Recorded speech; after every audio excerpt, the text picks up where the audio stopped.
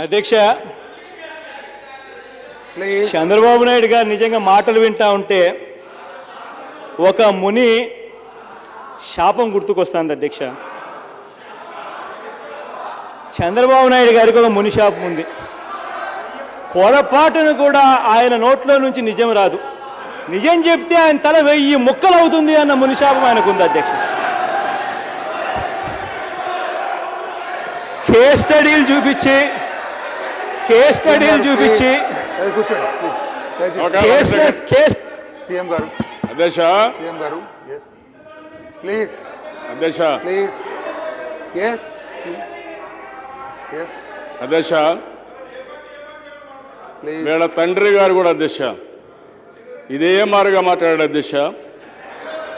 ఇదే అవసరం నేను చూశాను అధ్యక్ష. నేను ఆ రోజు కూడా చెప్పాను అధ్యక్ష, రాజశేఖర రెడ్డి గారు గుర్తుపెట్టుకోండి, మైక్ వచ్చిందని ఇష్ట ప్రకారం మాట్లాడొద్దండి, ఇది మంచిది కాదని చెప్పాను అధ్యక్ష. నా నీతి నిజాయితీ వల్ల ఇన్ని సంవత్సరాలు నేను రాజకీయాల్లో ఉన్నా ఏలెత్తి చూపించేవాళ్ళు లేరు అధ్యక్ష. మీ తండ్రి నువ్వు చేసిన పని వల్ల ఈరోజు ఒక దోషిగా సిబిఐ కోర్టులో జైల్లో నిలబడుకునే పరిస్థితికి వచ్చావు.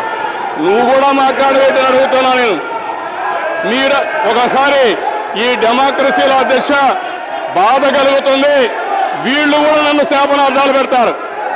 ఏంటి అధ్యక్ష, నేను ప్రజాస్వామ్యం కాబట్టి వింటున్నా కానీ దౌర్భాగ్యం ప్రజాస్వామ్యానికి ఏంటంటే ఇలాంటి నీతి లేని వ్యక్తులు కూడా నా మీద వేలెత్తి చూపించే పరిస్థితికి వచ్చారంటే అదే బాధ వేస్తుంది.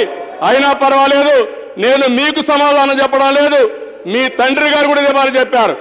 వ్యవసాయం దండగాని చెప్పాను, నేను చెప్పానన్నారు. మీ తండ్రికి సవాలు విసిరా నిరూపించమంటే పారిపోయాడు మీ తండ్రి. అదే మరిగా మీరు కూడా మాట్లాడుతున్నారు. నేను ఒకటే గుర్తుపెట్టుకోవాల్సిన అవసరం ఉంది. నీతి నిజాయితీగా ఉన్న నా రాజకీయ జీవితం విలువలతో కూడిన రాజకీయ జీవితం. మీ మారిగా అసత్యాలు, అబద్ధాలు లేకుంటే నీతి మాలిన రాజకీయాలు కాదు. నేను ఏ తప్పు చేయను, చెప్పిందే చేస్తాను. విశ్వసనీయత ఉండే పార్టీ తెలుగుదేశం పార్టీ, విశ్వసనీయత ప్రకారం పోతాం. మీలాంటి వాళ్ళు కూడా నన్ను విమర్శించే నవ్వే పరిస్థితి వచ్చాడంటే నాకు అర్థం కాలేదు అధ్యక్ష. ఇలాంటి వ్యక్తులు నవ్వే పరిస్థితికి వచ్చారంటే దాన్ని బట్టి అర్థమవుతుంది. అందుకని ఎన్నికల్లో మీరంతా చేయాలనుకున్నారు కానీ ప్రజలకు విజ్ఞత ఉంది, చైతన్యం ఉంది. అందుకనే మీకు ఆ స్థానం అప్పచెప్పారు తప్ప ఇంకోటి కాదు. ఆ విషయం మీరు గుర్తుపెట్టుకోవాల్సిన అవసరం ఉంది. ధైర్యం ఉంటే సబ్జెక్టు రమ్మని కోరాను. ఇప్పుడు నేను చెప్పిన గైడ్ లైన్స్ ప్రకారం ఎక్కడైనా తప్పు జరుగుంటే ఒక పేరు చూపించండి, దానిపైన యాక్షన్ తీసుకుంటాను తప్ప ఇష్టం వచ్చిన మాట్లాడడం కరెక్ట్ కాదు అధ్యక్ష. ప్లీజ్ అధ్యక్ష, చంద్రబాబు నాయుడు గారు కన్ను ఇలా పెద్దవి చేసి నిజంగా ఆయన మాట్లాడిన తీరు చూస్తే నిజంగా మా అందరికి కూడా కాస్త భయం వేసింది అధ్యక్ష.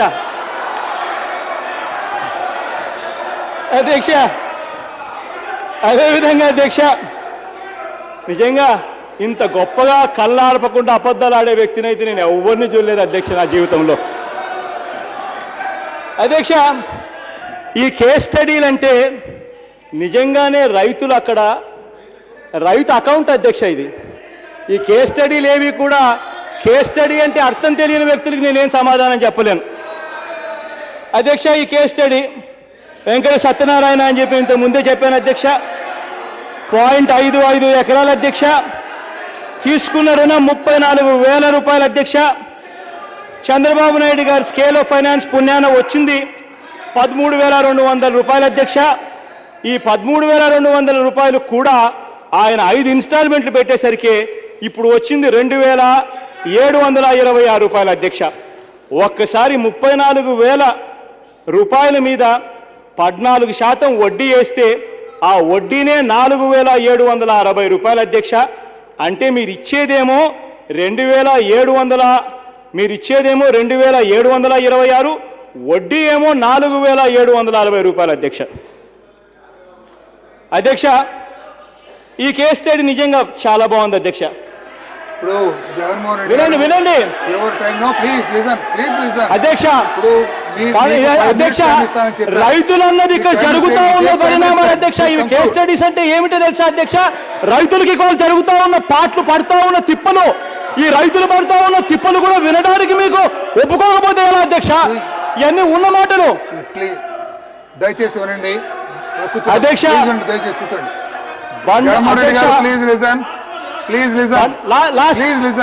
లిసన్ నీకున్న టైంలో మీరు కేస్ స్టడీకే పరిమితం అవుతే నాకేం అభ్యంతరం లేదు బట్ ఆఫ్టర్ దట్ సబ్జెక్ట్ మళ్ళీ మాట్లాడాలంటే ఐఎమ్ సారీ మీ టైంలోనే చెప్పేది 5 minutes అన్నా 5 minutes కంక్లూడ్ చేయండి టేక్ 5 minutes అండ్ కంక్లూడ్ అధ్యక్ష కూర్చోండి ఈ సభ జరుగుతా ఉన్న తీరును మొత్తం యావత్ రాష్ట్రం చూస్తా ఉంది ఎంత గొప్పగా ప్రతిపక్షానికి రైతు సమస్యల మీద చెప్పడానికి అవకాశం ఇవ్వని పరిస్థితిని కూడా మొత్తం రాష్ట్రం చూస్తా ఉంది అధ్యక్ష రామునాయుడు అని అధ్యక్ష ప్లీజ్ విజయనగరం జిల్లా గంట్యాడ మండలం చంద్రమ్మపేట అధ్యక్ష సంబంధించిన వివరాల అధ్యక్ష ఈయన వరి వేసుకున్నాడు అధ్యక్ష 50,000 రూపాయలు ఈయనకు లోన్ వచ్చింది అధ్యక్ష అధ్యక్ష దీని ప్రకారం నాకైతే వీళ్ళు ఏ స్కేల్ ఆఫ్ ఫైనాన్స్ పెట్టారో నాకైతే తెలియదు కానీ అధ్యక్ష 15 రూపాయలు ఇచ్చారు అధ్యక్ష ఈ మనిషికి ఆ 15 రూపాయలు డిసెంబర్ ఒక సెకండ్ సార్ అధ్యక్ష నేను ఒక పాలసీ చెప్పాను వారు కేస్ స్టడీలు చెప్తున్నారు ఏ ఊరు ఎప్పుడు రుణం తీసుకున్నాడు ఆయన పేరు అన్ని ఇస్తే 5 నిమిషాలు నేను ఇన్ఫర్మేషన్ తీసుకొచ్చి ఆయనకే క్లియర్గా చెప్తాను అధ్యక్ష సరిపోతుంది ఎందుకు కేస్ స్టడీలు ఎందుకు ఇంకా ఆ పేరు అడ్రస్ ఇమ్మనండి 5 నిమిషాలు ఇన్ఫర్మేషన్ తీసుకొస్తాం ఆయన చెప్పింది వాస్తవం మేము చెప్పింది వాస్తవం మీకే అర్థం అయిపోతుంది దాన్ని కేస్ స్టడీలు అవసరం రియల్ స్టడీకి వెళ్తాం సరిపోతుంది అధ్యక్ష ఇవన్నీ కూడా చెప్పేటివన్నీ కూడా మీకు సమర్పిస్తాం అధ్యక్ష ఇవన్నీ కొత్త ఏం కాదు ప్రతి సందర్భంలోనూ మీకు సమర్పించినటివే అధ్యక్ష ఆ తర్వాత ఆయన సమాధానం ఏం చెప్పాలంటే చెప్పానండి అధ్యక్ష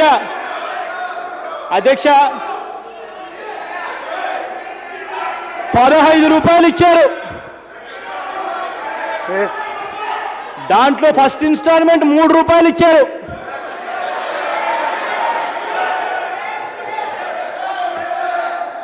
మీ గజెట్ పేపర్ ఈనాడు 15 మంది రైతులకు ఇద్దరికే రుణమాఫీ గుంటూరు జిల్లాలో అధికారుల నిర్బంధం గుంటూరు జిల్లా తాడేపల్లి మండలం పెనుమాక గ్రామం మీ గజెట్ పేపర్ ఈనాడు 1500 మందికి రైతులకు ఇద్దరికే రుణమాఫీ ఇది ఆంధ్రజ్యోతి మీ ఎల్లో మీడియా పాంప్లెట్ ఇంకొకటి మీ గజెట్ లో 2వ భాగం రైతు సదస్సులో నిరసనలు రుణమాఫీ కాలేదంటూ అధికారుల నిర్బంధాలు నిలదీతలు గుంటూరు అనంతపురము శ్రీకాకుళము విశాఖ పశ్చిమ గోదావరి జిల్లాలకు సంబంధించిన వార్త ఆంధ్రజ్యోతి దినపత్రిక తెలుసుకోండి అధ్యక్ష జగన్మోహన్ రెడ్డి గారు అధ్యక్ష కంక్లూడ్ ఇవాళ రాష్ట్రంలో ఇంతటి దారుణమైన పరిస్థితులు ఉన్నాయంటే అధ్యక్ష ఒకవైపున రుణాలు మాఫీ కాక దయచేసి కూర్చోండి కొత్త రుణాలు రాక కరువు వచ్చిన పంటలకు కూడా బీమా అందని పరిస్థితి కనపడతా ఉంటే అపరాధ వడ్డీ కింద 14% వడ్డీ వసూలు చేస్తా ఉన్న పరిస్థితి కనిపిస్తూ ఉంటే దాదాపుగా 86 మంది రైతులు ఆత్మహత్యలు చేసుకున్నారు ఊర్లతో సహా ఇస్తున్న పేర్లు మీకే ఇస్తా ఊర్లతో సహా మండలాలతో సహా చదివి వినిపిస్తా స్పీకర్ గారికి మీ దృష్టిలో ఇస్తా అంతేకాదు చంద్రబాబు నాయుడు గారికి మళ్ళీ చెప్తా ఉన్నా వీళ్ళ ఇళ్ళకు కూడా పోతా, అనంతపురంలోను మిగతా అన్ని ప్రాంతాల్లోకి వీళ్ళ ఇళ్ళకు కూడా పోతాను, పోయి వీళ్ళందరినీ కూడా ఓదారుస్తాను, ఆ 86 మందిని కూడా. అప్పటికైనా మీకు అర్థమవుతుంది రైతులు నిజంగా ఆత్మహత్యలు ఎలా చేసుకున్నారు అన్న సంగతి. చదివి వినిపించాలంటే పెద్ద లిస్ట్ ఉంది అధ్యక్ష, ఆత్మహత్యల లిస్టు చదివి వినిపించాలంటే చాలా ఉంది అధ్యక్ష. అధ్యక్ష ఎంతటి బాధ అంటే అధ్యక్ష, ఎంతటి బాధాకరమైన విషయం ఏంటంటే అధ్యక్ష, ఒకవైపు కరువు వచ్చింది అధ్యక్ష, కరువు వచ్చి రైతులు అల్లాడిపోతా ఉన్న పరిస్థితి కనిపిస్తూ ఉంది అధ్యక్ష. దాదాపుగా -35% వర్షపాతం నమోదై దాదాపుగా 541 మండలాలలో కరువు ఛాయలు కనిపిస్తూ ఉంటే మంత్రి గారి స్టేట్మెంట్ కూడా దాదాపుగా 580 మండలాలలో కరువు తీవ్రంగా ఉందని చెప్పి స్టేట్మెంట్లు ఇస్తూ ఉంటే కేవలం 226 మండలాలు మాత్రం కరువుగా డిక్లేర్ చేశారు అధ్యక్ష. అది కూడా డిక్లేర్ చేసింది ఎప్పుడో తెలుసా అధ్యక్ష, డిసెంబర్ 17న అంటే అసెంబ్లీ సమావేశానికి ఒక్క రోజు ముందు రాత్రి 10 గంటలకు ఈ జీవో ఇచ్చింది అధ్యక్ష. దీంట్లో 226 మండలాలు కరువు మండలాలుగా డిక్లేర్ చేశారు అధ్యక్ష. మామూలుగా ఖరీఫ్లో కరువు వస్తే జూన్, జూలై, ఆగస్ట్, సెప్టెంబర్ నాటికి ఖరీఫ్ అయిపోతుంది అధ్యక్ష. అక్టోబర్లో ఎన్యూమిరేషన్ కంప్లీట్ చేసి అక్టోబర్ చివరిలో కానీ నవంబర్లో కానీ కరువు మండలాలు డిక్లేర్ చేసి ఆ తర్వాత రబీ పంటకు సంబంధించిన సన్నాహాలు జరగాలి. ఆ రబీ పంటలో రైతులకు ఏ రకమైన ఇన్పుట్ సబ్సిడీలు ఇవ్వాలి అన్న దాంతో ఒక ప్రణాళిక రూపొందించాలి. అటువంటిది మన ప్రభుత్వం చూస్తామానంటే నవంబర్లో కాదు కదా కరువు మండలాలు డిక్లేర్ చేసింది, డిసెంబర్ 17న అసెంబ్లీ జరుగుతూ ఉన్న ఒక్క రోజు ముందు, అది కూడా రాత్రి 10 గంటలకు డిక్లేర్ చేస్తున్న జీవో నెంబర్ 17 డేటెడ్ 17/12/2014. ఇది ఈ ప్రభుత్వ తీరు అధ్యక్ష.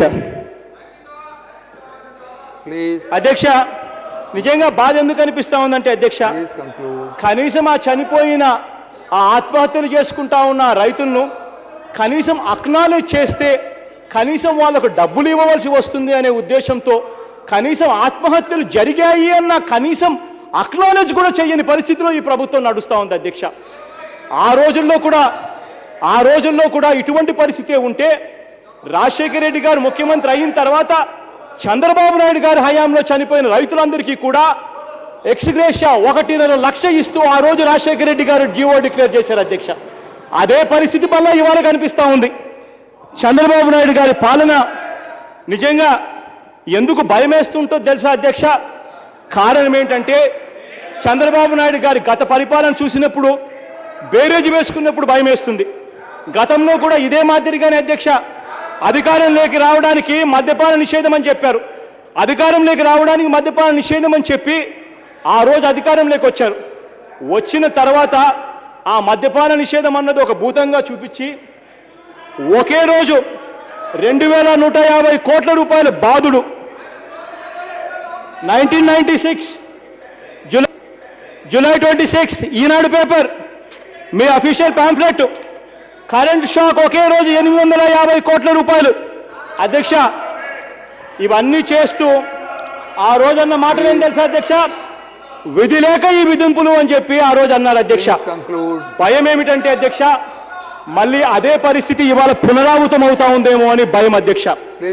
కారణం ఏంటంటే అధ్యక్ష ఇవాళ కూడా ఏం జరుగుతా ఉందనంటే ఇసుక రేట్లు షాక్ కొట్టే పరిస్థితిలో ఇసుక రేట్లు తయారై ఉన్నాయి అధ్యక్ష. గతంలో 1000 రూపాయలు ట్రాక్టర్ పలుకుతా ఉంటే ఇవాళ 1000 రూపాయలు ట్రాక్టరు 3000 రూపాయల నుంచి 5000 రూపాయలు పలుకుతా ఉన్న షాక్ కొట్టే పరిస్థితిలో ఇవాళ పరిస్థితులు ఉన్నాయి అధ్యక్ష. ఒకవైపు నా పరిస్థితి ఉంటే రైతులకు ఇవాళ కరెంటు బిల్లులు అధ్యక్ష, రైతులను ఎత్తిన కరెంటు బిల్లులు అధ్యక్ష 2004 నుంచి రైతుల మీద బకాయిలు ఇవాళ వసూలు చేస్తారట. 2004 నుంచి ఆ గత ప్రభుత్వాలు రైతుల మీద ఎటువంటి భారం పడకూడదని బకాయిలు వసూలు చేయకుండా ఉంటే ఈ ప్రభుత్వం వచ్చిన తర్వాత ఇప్పుడు రైతులకు నోటీసులు ఇస్తున్నారు అధ్యక్ష గత బకాయిల గురించి. అధ్యక్ష ఇది జరుగుతూ ఉన్నది అధ్యక్ష. ఇది ఒక రైతుకు 2641 రూపాయలు ఇక్కడ ఉన్నది అధ్యక్ష. మరో రైతుకు 5,000 రూపాయలు. కరెంటు బకాయిలు అధ్యక్ష, ఇవన్నీ రెండు అన్ని మీ గుంటూరు జిల్లాకు సంబంధించిన బకాయిలే అధ్యక్ష. Please conclude please. అధ్యక్ష, I will not take much time, 2-3 minutes అధ్యక్ష. ఇటువంటి దారుణమైన పరిస్థితుల్లో ఈ వ్యవస్థను నడిపిస్తా ఉన్నారు అధ్యక్ష.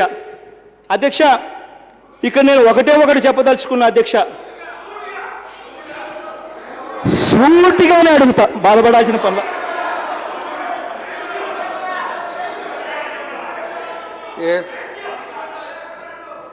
బాబు గారిని సూటిగా ఎన్నికల్లో మీరు చెప్పినట్టుగా మీ మాట నిలబెట్టుకోండి, రుణమాఫీని పూర్తిగా చేయండి అని చెప్పి చంద్రబాబు నాయుడు గారిని సూటిగా అడుగుతూ నేను సెలవు తీసుకుంటున్నాను అధ్యక్ష. కాలువ శ్రీనివాస్ గారు.